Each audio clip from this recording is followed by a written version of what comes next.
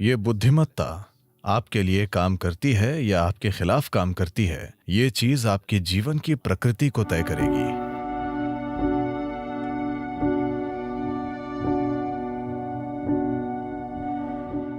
मैं आपको एक सरल प्रक्रिया सिखा सकता हूं, बस उसे कीजिए। जीवन नाटकीय रूप से बदल जाएगा। एक ऐसी बुद्धिमत्ता जिसे आपने कभी सोचा नहीं था कि संभव है, वो आपकी होगी।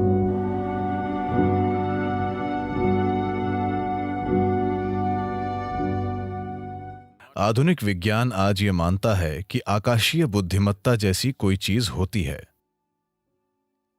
यानी अंतरिक्ष या खाली स्थान में एक तरह की बुद्धिमत्ता है। ये बुद्धिमत्ता आपके लिए काम करती है या आपके खिलाफ काम करती है, ये चीज आपके जीवन की प्रकृति तय करेगी। आप एक धन्य प्राणी होंगे या बाकी जीवन भर मुश्किलों से लड़ते रहेंगे।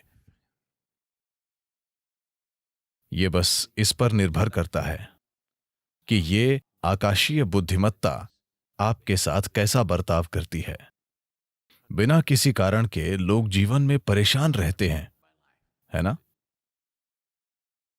बिना किसी कारण के कुछ लोगों का पूरा जीवन धन्य लगता है। ये बेवजह नहीं है। इसकी वजह है कि आप या तो सचेतन रूप से या फिर अनजाने में इस विशाल बुद्धिमत्ता का to get the cooperation of this larger intelligence which is functioning. सहयोग प्राप्त करने में सक्षम हैं। जब मैं आकाशीय या अंतरिक्ष या पांचवा तत्व कहता हूं, तो इसे पांचवा तत्व कहना ठीक नहीं है, क्योंकि यही सबसे अहम तत्व है। बाकी दूसरे चार बस उसके ऊपर काम करते हैं। मूल तत्व आकाश या अंतरिक्ष है, इसी पर दूसरे चार काम करते हैं। हम यहां एक गोल ग्रह पर बैठे हैं और यह घूम रहा है। पृथ्वी का घूमना, सौर मंडल, हर चीज। मैं चाहता हूं कि आप ये जान लें कि आकाश ने हर चीज को अपने स्थान पर थाम रखा है। आप अपने स्थान पर अपने आप नहीं बैठे हैं, इसीलिए नहीं कि आपके पास बैठने के लिए नितंब हैं। आप अपनी जगह पर सिर्फ इसलिए बैठे हैं क्योंकि आकाश ने आपको थाम रखा है ना? You think it's your buttock? आपको लगता है कि यह नितंब की वजह से है, आपके नितंब से नहीं। आकाश ने आपको थाम रखा है। आकाश ने पृथ्वी को अपनी जगह पर थाम रखा है। यह आकाश है जिसने सौर मंडल को थाम रखा है। यह आकाश है जिसने इस आकाश गंगा को थाम रखा है।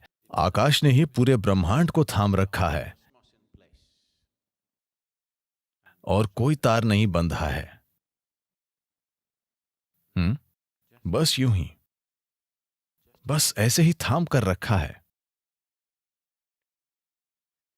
अब ये आकाश, अगर आप जानते हैं कि इसका सहयोग कैसे लें, अगर आप जानते हैं कि अपने जीवन में आकाश का सहयोग कैसे प्राप्त करना है, तो आपका जीवन धन्य होगा। मैं आपको एक सरल प्रक्रिया सिखा सकता हूं, जो वैसे भी हमेशा आप में से आधे लोग नहीं करेंगे। आप बस इतना कीजिए। सूर्योदय के बाद सूरज के 30 डिग्री का कोण पार करने के पहले, 30 डिग्री का मतलब इतना, 30 डिग्री के कोण को पार करने से पहले आकाश की ओर देखें और आपको आज थामने के लिए नमन करें। जब यह 30 डिग्री को पार कर जाता है, दिन के दौरान किसी भी समय ऊपर देखें और फिर से नमन करें।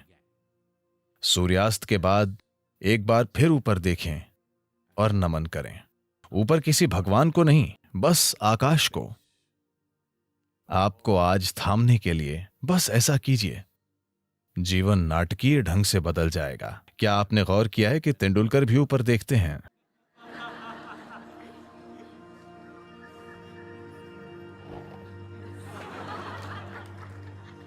और क्या आपने देखा है कि सिर्फ वे ही नहीं, प्राचीन काल से जब इंसान ने युद्ध जीते या महान सफलता के क्षणों में, क्योंकि अनजाने में एक एहसास होता है। ठीक है, उनमें से कुछ लोग ऊपर वाले को देख रहे होंगे, पर उनमें से ज्यादातर जो लोग चोटी पर चढ़ने में सफल हुए, माउंट एवरेस्ट पर, तो ये स्वाभाविक रूप से होगा। क्या आपने ये देखा है, चाहे वो भाव स्पंदना या साम्यमा, जब आपने अनुभव के शिखर को छुआ, तब क्या आपने गौर किया कि आपका शरीर आभार से भर जाता है? शरीर भी आपकी जागरूकता के बिना ऐसे हो जाता है, क्योंकि कहीं ना कहीं एक समझ है, एक बुद्धिमत्ता मौजूद है जो ये पहचानती है। आप इसे सचेतन होकर दिन में 3 बार करें।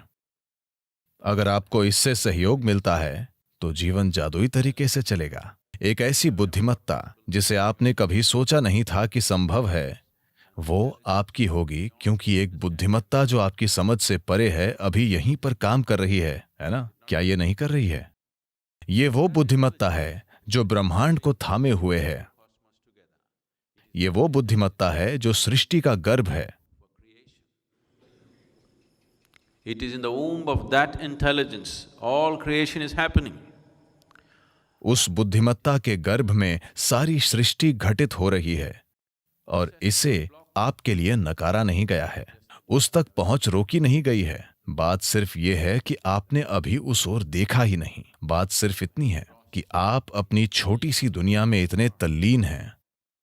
आपका शरीर, आपके विचार, आपकी भावना, आपके हार्मोन ने आपको इतना उलझा दिया है कि ऊपर देखना कभी नहीं होता। आप परे की किसी चीज पर कभी ध्यान नहीं देते, क्योंकि ये छोटी छोटी चीजें आप पर हावी हो गई हैं। इसी को हम माया कहते हैं। यही माया है। ऐसा नहीं है कि अस्तित्व मौजूद नहीं है, वो माया नहीं है। बात सिर्फ इतनी है कि ये माया है। जब कुछ इतना जबरदस्त और शानदार और विशाल घटित हो रहा है, तो ये छोटी चीजें आपको व्यस्त रखे हुए हैं और वे आपको ऐसा महसूस कराई हैं जैसे वे बाकी सब चीजों से ज्यादा असली हैं। इस सब का होना, ब्रह्मांड में आज तमामों शानदार चीजें हो रही हैं, बिल्कुल चमत्कारी और शानदार ढंग से, लेकिन विचार का एक छोटा सा कीड़ा आपके सिर में घूम रहा है और आपको व्यस्त रखता है। हाँ या नहीं? यही माया है। क्या आप समझे?